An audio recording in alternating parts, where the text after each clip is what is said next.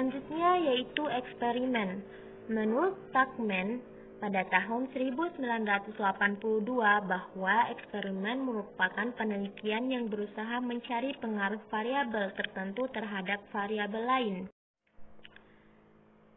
Dalam eksperimen dibagi menjadi dua, yaitu yang pertama eksperimen kuasi, yaitu perlakuan kelompok yang ada sebagai kelompok perlakuan dan sekaligus kontrol, yaitu yang mengontrol atau lebih mengarah kepada pengontrolan dalam proses eksperimen atau penelitian.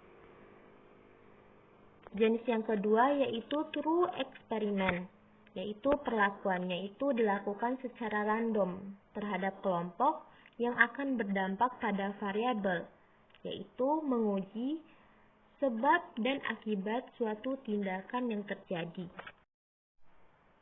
Dan yang terakhir yaitu de post facto. Menurut Pusat Penelitian IKIP Yogyakarta pada tahun 1991 bahwa ex post facto merupakan kegiatan meneliti peristiwa yang telah terjadi yang memperhatikan data-data sebelumnya dalam kondisi terkontrol dan ketat atau variabel tetap. Contohnya itu yaitu karakteristik setiap orang, di mana karakteristik orang itu memiliki ciri khasnya masing-masing yang sukar atau sulit untuk dirubah, sehingga variabel tersebut merupakan contoh dari variabel tetap. Menurut Sugiono, dalam bukunya yang berjudul Penelitian Kuantitatif dan Kualitatif, terdapat langkah-langkah penelitian kuantitatif sebagai berikut. Yang pertama yaitu rumusan masalah. Tahap ini merupakan tahap awal dan paling menentukan dalam suatu penelitian. Pada tahap ini, peneliti merumuskan masalah yang akan diteliti, di mana tahap ini merupakan tahap yang menjadi arah seorang peneliti dalam mengambil langkah ke depannya. Tahap yang kedua yaitu landasan teori. Berdasarkan rumusan masalah yang telah dibuat sebelumnya, maka peneliti menggunakan berbagai teori untuk menjawabnya. Oleh karena itu, pada tahap kedua ini, peneliti fokus untuk mencari teori rujukan dalam memecahkan rumusan masalah yang telah ditentukan. Tahapan yang ketiga yaitu perumusan hipotesis.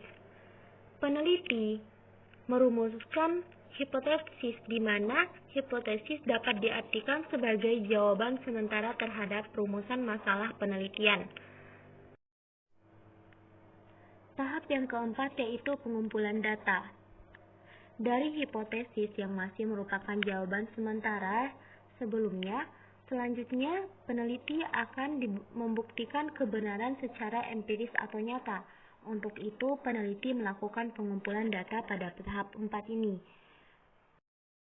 Pada tahap 4 ini, pengumpulan data dilakukan pada populasi tertentu yang telah ditetapkan oleh para peneliti. Meneliti adalah mencari data yang teliti atau akurat. Untuk itu, peneliti perlu menggunakan instrumen penelitian, sehingga instrumen yang telah ditetapkan akan dikembangkan kembali, lalu akan diuji tentang keakuratan dan ketelitian dalam menggunakan instrumen dalam suatu penelitian yang telah ditentukan.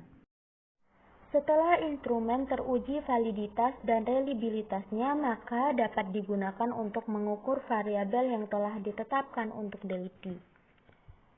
Selanjutnya, data yang telah terkumpul akan dianalisa, diarahkan untuk menjawab rumusan masalah dan hipotesis yang telah diajukan. Tahap ini berada pada tahap 5, yaitu analisis data. Tentunya dalam analisis data dalam penelitian kuantitatif digunakan statistik, di mana statistik yang digunakan dapat berupa statistik deskriptif dan inferensial atau induktif. Nah, selanjutnya data dari hasil analisis data disajikan dan diberikan pembahasan. Penyajian data dapat menggunakan tabel, tabel distribusi, frekuensi grafik, diagram garis, diagram batang, diagram lingkaran, bahkan piktogram. Pembahasan terhadap hasil penelitian merupakan penjelasan yang Setelah hasil penelitian diberikan pembahasan, maka selanjutnya dapat disimpulkan, yaitu pada tahap akhir, yaitu kesimpulan dan saran. Kesimpulan berisi jawaban singkat terhadap setiap rumusan masalah berdasarkan data yang telah terkumpul. Jadi, kalau rumusan masalah ada 5, maka kesimpulannya pun juga ada 5 kesimpulan. Topik terkini penelitian pendidikan matematika. Sebelum membahas topik terkini penelitian pendidikan matematika yang diteliti saat ini, yaitu pada 2021, mari kita lihat beberapa waktu pada masa lalu, beberapa tahun yang lalu, pembelajaran matematika, yaitu sebelum pandemi COVID-19. Ketika pandemi COVID-19 belum menjangkiti negara Indonesia, pada pagi hari, kegiatan di bumi, khususnya di negara Indonesia, para siswa pagi-pagi akan berangkat sekolah. Pada saat itu, proses pembelajaran matematika dilakukan secara tatap muka, di mana siswa bisa belajar secara langsung di ruangan sekolahnya. Bahkan kegiatan diskusi antara teman sejawat pun dilakukan, bahkan diawasi oleh para guru secara langsung.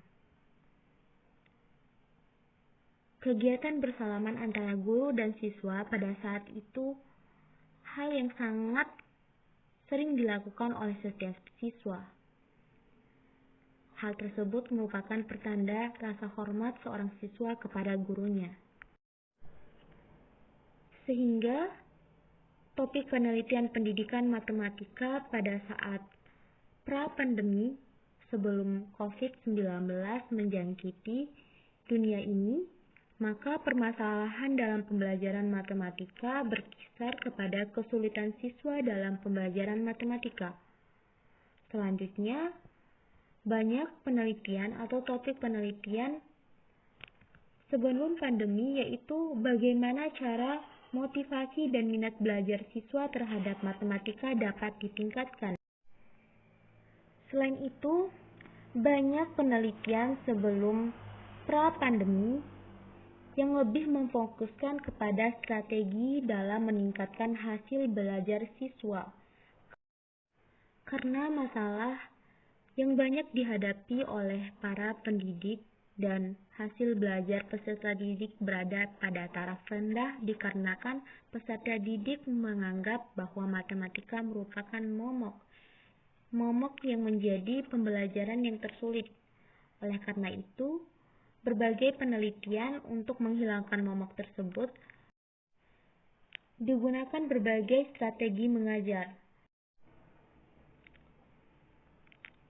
Selanjutnya, bahkan banyak sekali dapat ditemukan topik penelitian yang meneliti bagaimana cara menghilangkan momok matematika yang ada di pikiran siswa, sehingga minat dan motivasi dalam proses pembelajaran matematika dapat meningkat. Selain itu, dalam topik penelitian pendidikan matematika pra-pandemi, berbagai metode-metode pembelajaran matematika diteliti. Bahkan banyak metode-metode pembelajaran matematika yang sudah banyak ditemukan saat ini. Keadaan mulai berubah ketika pembelajaran matematika sampai saat ini, yaitu pada tahun 2021. Dimulai pada tanggal 2 Maret 2020, masa pandemi COVID-19 melanda Indonesia. Sehingga alur pembelajaran, yaitu pembelajaran matematika yang awalnya dilakukan secara tatap muka, Sekarang, para siswa sudah melakukan pembelajaran masing-masing di rumah, yaitu pembelajaran daring, yang merupakan pembelajaran yang berbasis jaringan. Dalam pembelajaran matematika yang dilakukan secara daring, setiap siswa menggunakan berbagai media, mulai dari handphone, laptop, dan menggunakan berbagai media sosial, bahkan aplikasi penunjang. Karena pada saat ini, pada masa pandemi COVID-19 yang memiliki prospek penularan yang sangat cepat, oleh karena itu proses pembelajaran daring dilakukan sebagai alternatif dalam dunia pendidikan agar tetap dijalankan. Termaksud dalam proses pembelajaran matematika yang menggunakan proses pembelajaran secara daring. Sehingga topik penelitian pendidikan matematika pada masa pandemi yang berkisar pada tahun 2020 sampai 2021 ditemukan banyak jurnal yang membahas tentang proses pembelajaran secara daring. Contohnya saja yaitu yang pertama, kemandirian belajar mahasiswa dalam pembelajaran jarak jauh selama masa pandemi. Diambil dari Jurnal Pendidikan Matematika, di mana dalam topik yang pertama ini dibahas tentang bagaimana siswa dalam melakukan proses pembelajaran secara mandiri, apakah prospek yang akan dihasilkan akan berjalan sesuai dengan tujuan pendidikan ataupun sebaliknya. Yang kedua yaitu studi eksploratif kreativitas yang dilakukan guru pada proses pembelajaran di masa pandemi COVID-19 yang diambil dari histogram Jurnal Pendidikan Matematika, di mana guru menggunakan ide-ide kreatif atau metode kreatif untuk melakukan proses pembelajaran di masa pandemi COVID-19 sehingga peserta didik dimudahkan dalam memperoleh serta memahami materi yang akan dipelajari. Dan topik yang ketiga yaitu dampak COVID-19 terhadap implementasi pembelajaran daring sekolah dasar yang diambil dari Edukatif, Jurnal Ilmu Pendidikan. Terlihat dari beberapa topik penelitian ini bahwa dari Jurnal Pendidikan Matematika maupun dari Jurnal Ilmu Pendidikan lebih memfokuskan untuk membahas bagaimana untuk mengoptimalkan proses pembelajaran daring di masa pandemik. Sekian pembahasan tentang penelitian kuantitatif. Lebih dan kurangnya saya mohon maaf. Wabillahi taufiq wal hidayah. Wassalamualaikum warahmatullahi wabarakatuh.